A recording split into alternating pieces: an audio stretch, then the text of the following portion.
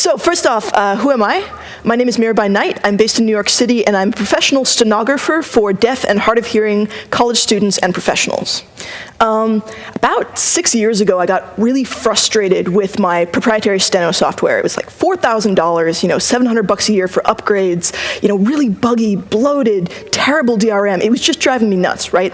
So I decided there needed to be an open source alternative to STENO, professional, real-time computer-connected stenography.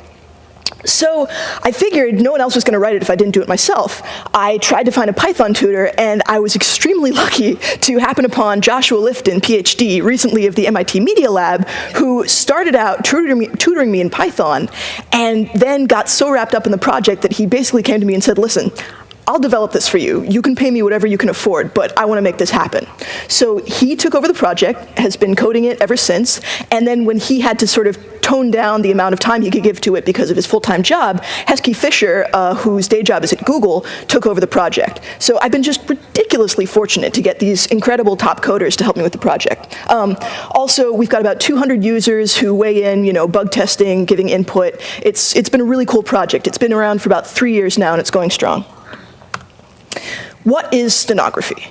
It's a phonetic mnemonic text input system. It's been around since about 1911, and to be a professional stenographer like me, you basically need a speed of 240 words per minute with 99.9% accuracy. That means an error or omission about every 1,000 words or 4 pages. You can see this old-fashioned steno machine obviously doesn't hook up to a computer. That's from around 1930. It cost about $50. This much bigger sort of split ergonomic steno machine, which is the one I use professionally, costs $4,000. But this one down here, which just looks like a regular QWERTY keyboard, except for some mysterious rectangular keys pasted onto it, costs about $50 for the keyboard and $20 for our laser-cut steno keys, which we sell through the Plover store.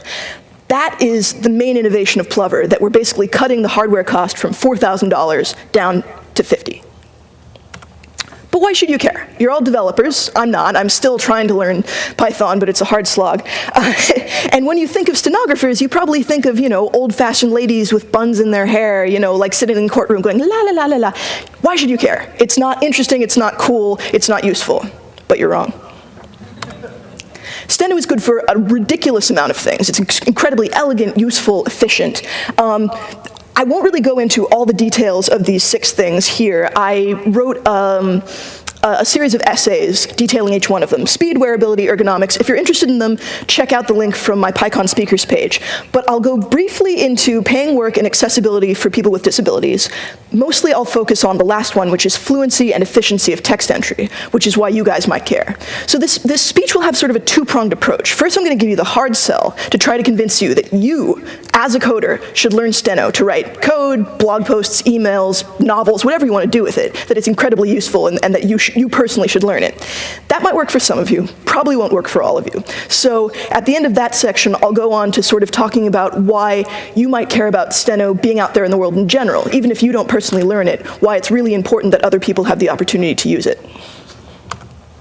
This is just the Steno alphabet. I'm not going to go into details, but my slides are up on the page, so you can check this out at your leisure later. The Steno keyboard has 22 keys. Basically, it's a 2-dimensional syllabic input system, as opposed to the QWERTY system, where obviously you take any word, break it down into its component letters, and then type out each letter one by one. With Steno, you input each syllable in a single stroke, though sometimes you can actually get more syllables per stroke, depending on the word. So the left hand handles the initial consonants of the word, the right hand handles the final consonants, and the thumbs handle the vowels in the middle. There's no space bar. Each stroke is submitted after all of the keys are released. And most words can be written phonetically. One example here is straps. You can look on the Steno keyboard. S-T-R-A-P-S. You hit all of those together in one stroke, and it comes out straps. Very intuitive. Now, Plover is unique, as opposed to all the other proprietary Steno software, in that it is essentially a keyboard emulator. Most proprietary software is a word processor, and if you want to interact with the rest of the OS, it's in this very sort of awkward sandbox system with lots of delays and convoluted things. It's very inconvenient. But Plover is stripped down and designed just to let you interact with your system as if you were using a QWERTY keyboard. So for an example, if you wanted to do a two-syllable word, you start out with pi, P long I, pi, and you get the word pie, P-I-E. Then you add on thon, and suddenly Plover will delete the I and the E of pi and send out Y-T-H-O-N to get Python.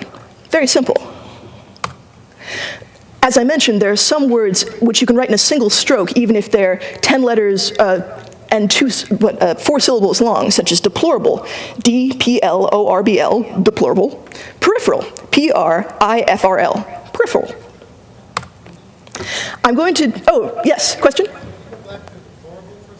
Go back to deplorable?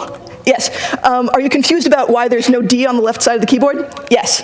I guess I should have mentioned that since the Steno keyboard only has 22 keys, the letters that don't appear are produced by specific chords. So in this case, TK is D, HR is L, and down here, EU is I. You can see that in more detail if you look at the Steno alphabet that I posted earlier. So I'm going to show you an example of me inputting a very small snippet from Codecademy, which I'm trying to use to learn Python, with Steno. But just to keep in mind while you're watching this, it took 143 keystrokes to do the same amount of code in QWERTY, whereas it took 54 keystrokes to do it in Steno. All right, let me rewind here. Down below, you can see the phonetic equivalent of the Steno that I'm writing.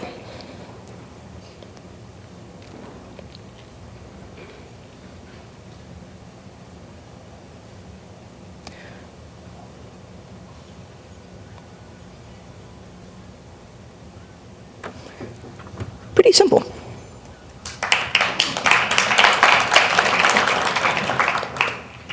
right, let me go back here. Right.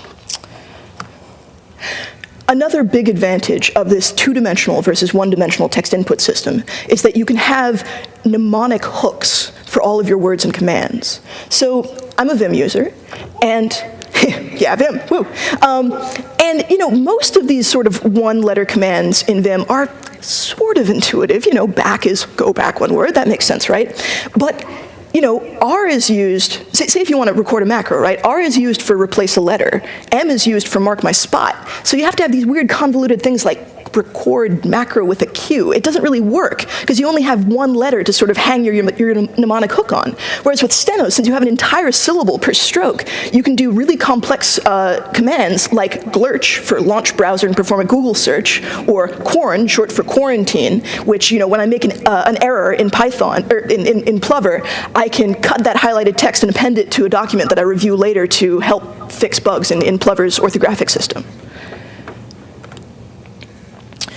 Now, I might have convinced some of you that Steno is cool and useful and efficient and awesome, and you want to learn it.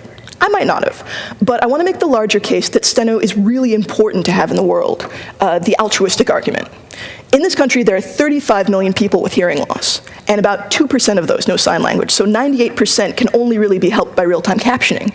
There's only 400 certified captioners like me in this country, and most of them are near retirement age. Plus, there are 3 to 8 million people who can't use their voices to speak, and Steno is virtually the only technology that would allow them to converse with people they know in a truly real-time way, at true conversational speeds, as opposed to tapping things out, in a pictographic system that's very slow and awkward.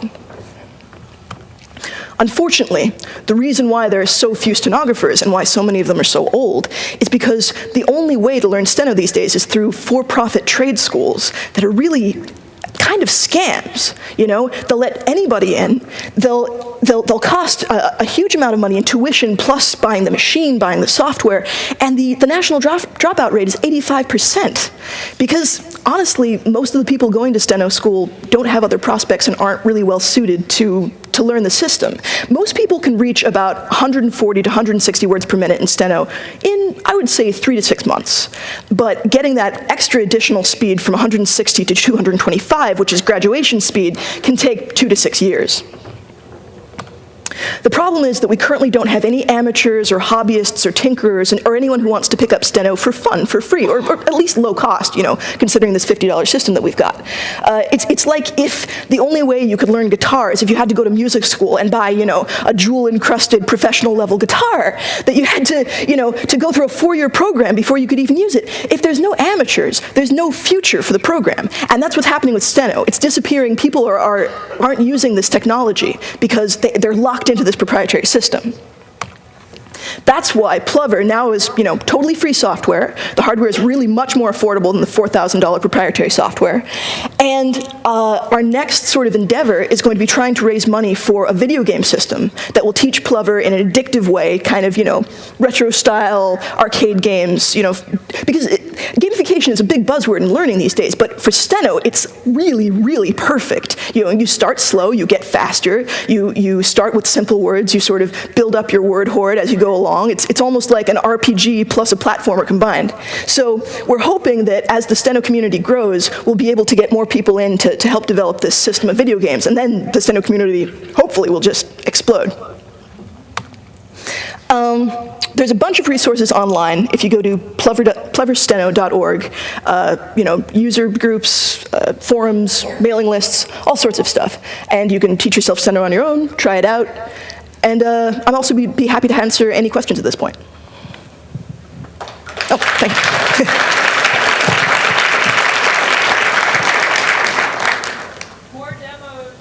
More demos? Okay. Or questions. First, I'll ask for questions. If there are no more questions, I'll give you more demos. Go ahead. No questions? Yeah. Hi. I switched to Colmac this year, which is just a different keyboard layout. Okay. It's more, I don't know, it's better. Okay. Whatever you want to call it. Yeah. And I found that I accidentally locked myself out of everybody else's computers.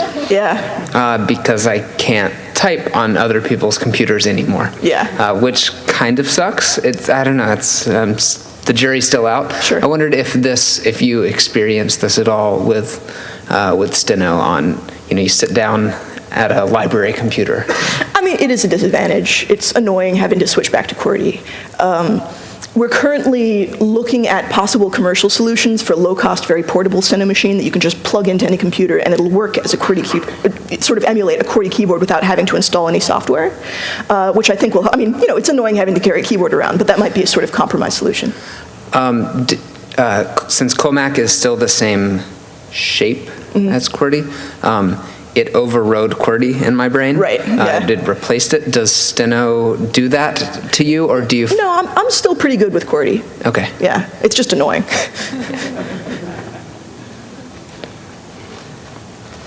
Hi. I'm an iPhone 5 user, and I always have a problem with the QWERTY keyboard on it. Really hard to use to send email and so forth. Do you think the Steno will be a good application for iPhone 5 for regular users for the faster typing? Well, because it's a two-handed system, it's not too easy to transfer. I hope eventually there will be a wearable solution where basically you have the keyboard, on your pants, and you can just walk around and input. I mean, I think this really sort of rises and falls depending on whether Google Glass takes off or sinks like a stone. If people start having wearable options and then get frustrated with the input methods available, I think Steno could be a really good solution to that. But if wearable computing is really just relegated back to the 90s, who knows? I don't think that it's going to be usable for the next few years, unfortunately. Yeah. Thank you very much. Sure. So as a Vim addict, I'm glad to hear that you are one too, and because Dvorak was always a no-go for me because the colon's in the wrong place and the HJ keys are a no-go. So how do you handle that? And also maybe you could address how you handle things like parens and square brackets, things of that nature. Yeah, absolutely. Well, let me put this back up again because I use both parentheses and square brackets in this demo. Basically, for me, the sort of iconic Python double parentheses with nothing in them, I just defined as prens, and I write it out as prens. If I want an open parentheses, I do pren, and if I want to close one, I do prent.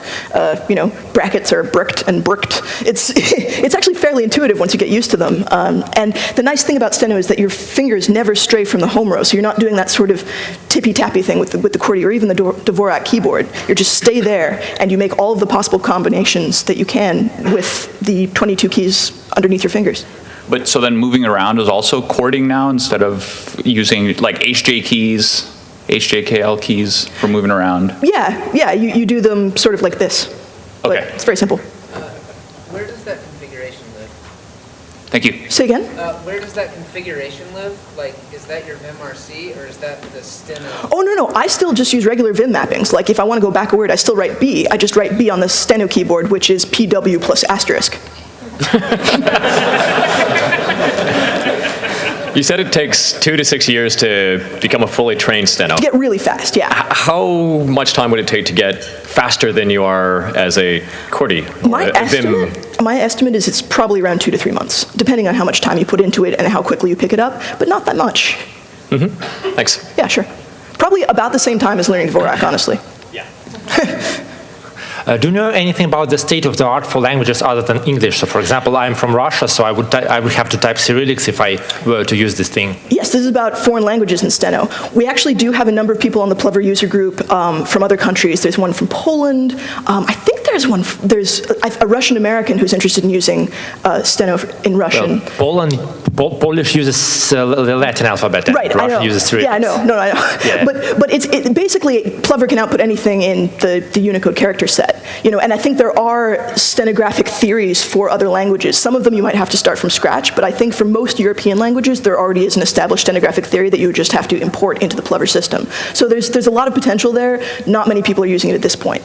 But I'm just curious whether you would have enough keys, because Russian has 33 letters rather than 26. And quite possibly, since it's phonetic. I believe there is a pre-existing Russian stenographic system, but I'm not completely positive. Okay, thanks. Sure. Hi, I was just wondering, so it looked in the picture like the $50 keyboard that you were talking about, it looks like a normal keyboard. Not quite. Are there hardware differences? There are, yeah. The main thing is that it needs to have N-key rollover. Because most keyboards won't accept chords of more than like 2 keys at a time. So the one we use, the cheapest N-key rollover keyboard is the Microsoft Sidewinder X4, which is like a gaming keyboard. Oh.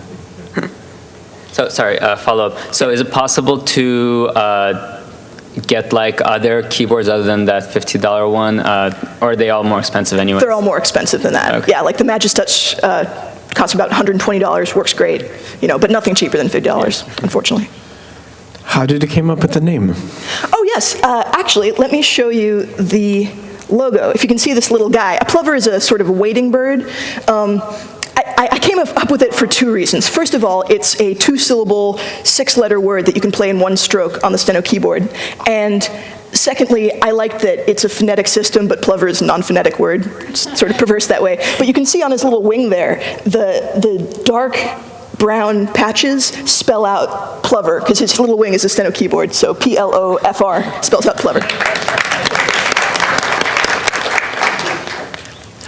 You mentioned just a few moments ago that you type bracket and paren by typing combinations of like that sound like bracket and paren. What do you do when you actually want to type the word bracket? Oh, well, that's yet another definition. Basically, for the actual character bracket, I take out the vowels, so it's sort of brooked and brooked. But for the word bracket, I just write bracket, which is 1 stroke again. Like everything. So this is really cool. Yeah. My question is, you mentioned that you have like a personal dictionary. Yes. How is that formed, and sort of what's the interface for that? Sure. And I guess the other question is, let's assume that this comes to dominate like the hacker world. I hope so. That's what I'm going for. How would we do interoperability if we all have a personal dictionary basically to use with this? Yeah, well, I mean, that goes back to the question of what you have to do when you're using someone else's computer. But, the dictionary is inherent. Each stenographer has their own dictionary. And I was going to record a demo of using the Steno keyboard to define a new word, but it was a little bit clumsy. It's actually working pretty well now. It's one of our new features, and it's really useful. But but yeah, I mean, you would have to have some way of transporting your dictionary. But it's, it's like a 4 meg text file. It's not that hard to, you can use a thumb drive, or if we do get this, like $200 solution of just a plug-in keyboard that works with any computer, the dictionary will be on there. And to define those words, you, I assume, do another chord that says, I'm going to define a new word. Correct. Here it is. Yep. Yeah, it's actually pretty seamless. Cool. Yeah. Hi. I used to work at a code reporting firm, actually, so this all sounds too familiar. Yeah. And reading the description, this will be great for a real-time, code reporting application. Do you have plans for expanding this in the future in a commercial way? No, I want Plover to remain open source. Honestly, I'm not really interested in breaking into the court reporting market because I don't do court reporting and I find that stuff incredibly tedious. So the $4,000 proprietary software already handles the court reporting, but I do, real-time stenography for the deaf and hard of hearing. Cool. Thank you. At 240 words per minute, you'd think you'd be a great candidate for the MUD gaming community. Have you talked to these people yet? No, actually, that's a really good idea. Yeah, I'd love for there to be like a text-based RPG that teaches you Steno. I think that would be a really good application and a lot cheaper to develop than a big graphics extravaganza. Yeah, I mean, right now the typing game community are pretty excited about Plover, but that's a pretty small niche in the total online gaming world, so we'll see what happens. Demos? All right, I got a whole playlist here. Sorry about that. Oh, dun, dun, dun. See, I gave the exact same presentation in New York City, and I didn't have enough time. I think I must have just gone on adrenaline this time. Sorry, may I ask another quick question? Sure. So how does it work with the thumbs? So you have to, so the vowels are on the thumbs and you have to press either 1 or 2 keys at the same time with your thumb, right? Exactly, yes. Okay, cool. Yep, that's exactly right. It's convenient to press like 2 keys at once. It is, yeah. I mean, the Steno keyboard's designed that way. Basically, the footprint of the Steno keyboard is very small. It's basically the size of a typical hand, Okay, that makes sense, yeah. So here is a short demo of me using the Philco Magistouch that I mentioned earlier, which is about a $120 QWERTY keyboard, to write in Plover with the corresponding keys that I'm pressing. Not sure how visible that is. Should have made it bigger. Let me give you another one. Here is the online typing game that I mentioned. It's called Type Racer. Are you the world record holder? I'm not actually. I get too nervous. The guy who's the world record holder on Type Racer is a QWERTY typist, but he's just, I know it's ridiculous, right? Honestly, I get too nervous and I get sort of hung up on it. I'm pretty close. Like I think I beat him in several races, but he's just really focused. But I certainly beat Jumbo here. Jimbo, whoever it was. And here's another application that I can't really give you the benefit of the voice particularly. This is a demonstration of how Plover can be used to speak at a normal conversational pace. You can see that I'm triggering the speech engine manually, but while the computer is speaking the previous sentence, I'm able to write out the next one, resulting in a smooth and even flow of speech. This demonstration uses eSpeak, which is a free program included with Linux. But Plover works with all real-time text-to-speech engines, and can be used to do virtually anything a QWERTY keyboard can do. Why is it so much faster and more efficient than QWERTY? On a Steno machine, an entire syllable, word, or phrase. Anyway, that's a small example of how people can use Plover to speak if they can't speak with their voices, whether due to surgery or whether they have, congenital malformations or whatever, which is a surprising number of people. And it's very difficult for them to converse in a conversational pace without a real-time system like this. So, another question? How big is the dictionary you use? My dictionary is currently about 106,000 words, though there are dictionaries that are 200,000. It's a good starter dictionary. I use my own dictionary as the sort of Plover default dictionary, which people can then download and alter and add to at their heart's delight. And are there questions? How big is the dictionary you use? My dictionary is currently about 106,000 words, though there are dictionaries that are 200,000. It's a good starter dictionary. I use my own dictionary as the sort of Plover default dictionary, which people can then download and alter and add to at their heart's delight. I was wondering if it's not too deep of a hole to fall into. How do I ask this? Is it emulating an input source, essentially? So as far as your computer is concerned, these are the letters that you typed? Yes, absolutely. Okay, so and then it's designed to have different types of output for different systems that expect things, or No, it's just a QWERTY keyboard emulator. Okay. It sends out, you write the letter in one stroke, but then it's the one that does the work of converting those into individual letters. And then in the example that I showed where I wrote pi and it said pi, and then I wrote thon, it deleted IE and then sent out THON. So it's basically using delete tokens and send tokens. Okay, so it is actually like piping out a couple of backspaces. Exactly. And then, okay. Yeah, so it's really transferable to just about every program. Cool. Yeah. How would you compare QWERTY to Steno for hand strain? Because it looks so elegant and Yes, just like absolutely. gentle. It's something I didn't go into too much, but the ergonomic argument is a really powerful one. I started out as a QWERTY transcriptionist, and I could type around 110 words per minute, but after doing that for 8 hours a day, my wrists, my hands were just killing me, and I was worried. At the time, I was in Steno school, and I was worried that I would just jeopardize my entire career by, burning out my hands. And as soon as I switched to Steno, it was miraculous. I mean, I do use the split ergonomic Steno keyboard, but it's much more like playing the piano than playing a typewriter. You're stroking, and then you can relax, and then you stroke, and then you can relax. So you're not constantly moving your fingers without, any cessation, and you're not keeping that tension in your fingers. So I can type, at around 200 words per minute for 8 hours without a break, and I don't feel any pain at all. I was just curious if there are any special cases where it breaks, like words like there, and there, or anagrams, or like is Yeah, there anywhere? homonyms are handled really well. I mean, you have to sort of either make up or learn the specific rules of differentiating them, but yeah, I don't have any issues with homonyms particularly. Awesome. Yeah, thank you. Sure. Hey, I just thought of another one. So, you know how like when you learn a totally new skill, right, there's sort of a point, like a ramp-up period where you like have to devote yourself and be disciplined to learn the skill. And there's a point where like you're hooked, right? And like from that point on, it's all coasting. It's all like, okay, you want to learn more of the language, you want to learn more of the vocabulary. Whatever. So if you were speaking to a person who's like grown up on QWERTY, like what does it take to get to the like, okay, now you're obsessed, like you've got to learn how to do this point? Yeah, that's a really good question, and it is quite variable. There is a fairly steep initial learning curve. You can type really simple phonetic words like cat and straps once you learn the QWERTY keyboard, but there's a certain point where the frustration sets in and you're writing words that you think are phonetic and they don't necessarily translate the way you want them to. We're definitely working to make that much easier, having sort of a prompting system that if you type out a word letter by letter, it'll show you the equivalent Steno chord for it. Or, the video game, I think, will really help people to sort of just put in concentrated sort of flow state work into it, and then suddenly wake up and be like, I've been doing this for 2 hours, and now I can actually write this email without ever getting frustrated or having to stop or having to look up a word specifically. So right now, Plover is not particularly user-friendly, but I think it will become more so. How do keys such as Control, Alt, Meta, and Shift work? Again, they're just defined in the dictionary. We have a special command syntax. So, Alt is Alt. Sweet. Yeah.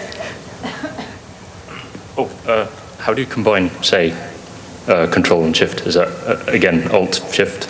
Well, I don't believe that right now we're able to sort of have a, hold down Shift while I write the next word, but you can sort of nest the commands in a single dictionary definition. So like, for me, Alt-Tab is tablet. So that'll just do Alt-Tab. But I think eventually we do want to implement sort of like a sticky key situation where if you write one, you'll know that the next one that's written will be combined with the previous. Thank you. Sure. Okay, I saw your demo where there was stenographic input and the output was valid Python calls of functions and so on. I didn't understand how that works because are you using pre-canned special things that you trigger, or are you really 3D programming with brackets and braces and curly things and all the punctuation. Well, one thing that's really great about Python, as you guys know, is that it's very readable. You know, it doesn't use that much specific syntax or punctuation that isn't common in English speech. So, you know, you can see a lot of these things are just simple English words. Original is org, you know, lower is lower, word first, print first, all of these commands. You know, I did define raw input as ripped, which was raw underscore input parentheses open quote. Okay. So that's a single stroke for that specific Python command, but that's something that you'll use, you know, all the time. So it's worth defining it once and then being able to do it in a single stroke. Similarly for variables, if you come up with a specific variable that you know you're going to be writing in your program many times over, you can just take a second, define it as a one-stroke mnemonic syllable, and then every time you reference that variable in the future, you just have to do that one stroke to get it. Okay, I was just wondering whether I can write a new program which is not yet defined, and I have certain identifiers which are new and all of that. Absolutely. Okay. Yes. I'll try it.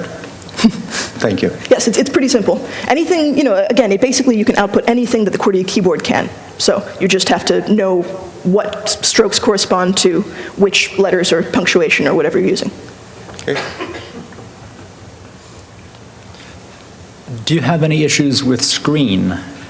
I'm sorry? Screen. Screen? Control A, control left, right, screen. Oh. You know, for you SSH something and you start screen and then you have multiple screen sessions on it? It hasn't really come up, no. Okay. But, yeah. I imagine it would be handled similarly to the way one handles it using just a QWERTY keyboard.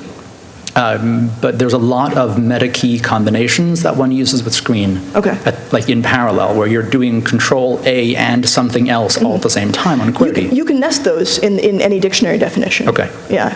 So you do like two different chords then? Well, I mean, I sort of like to see it at a higher level where if there's a particular command, you would just sort of assign a mnemonic hook to that command and then assign that to whatever meta key combinations are necessary to produce it. Okay. Yeah. Cool. Thank you. Sure. I think I know the answer to this question, but there's no way to get this to work on a laptop right now.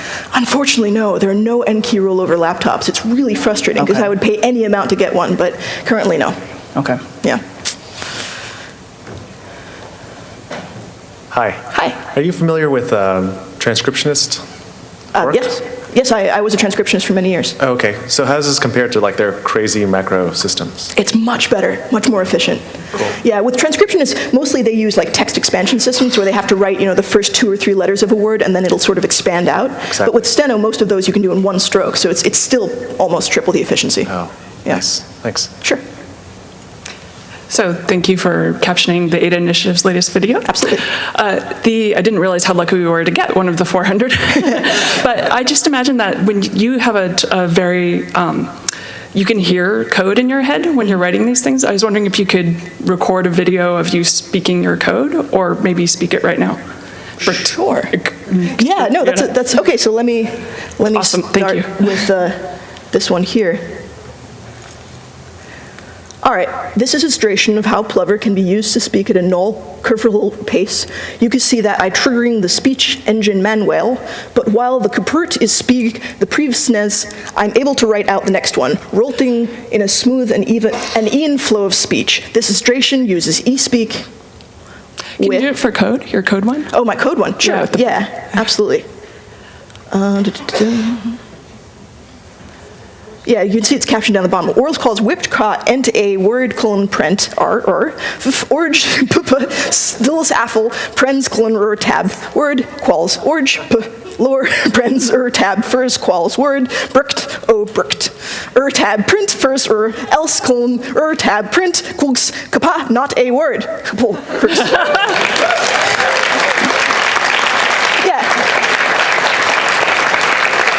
That is literally what's going on in my head as I'm writing Steno. So, there you go. No more questions? All right, then I guess I will, oh, is there one? Yeah, okay. So I was just pulling up your website and seeing that these are sort of acrylic pieces that I glue on my keyboard, Yeah, basically. laser cut acrylic. Do you see any prospects for maybe a little more sophisticated hardware improving things? Like, absolutely. I mean, a lot of people are now getting hobbyist 3D printers. Do you imagine people printing out their own Steno keyboards or I was something? actually talking about the possibility of a Raspberry Pi-based sort of Steno kit that we could sell for people to assemble. And as I said, we are also thinking about a commercial venture of just selling sort of low-cost pre-made Steno machines. Mm-hmm. So yeah, there's a lot of potential in that. I mean, you just need... From Adafruit, maybe. Oh, yes. So is it just 22 switches, basically, that you need one of these? Yeah, absolutely. It's very simple. All right, so I guess that's it. Thank you.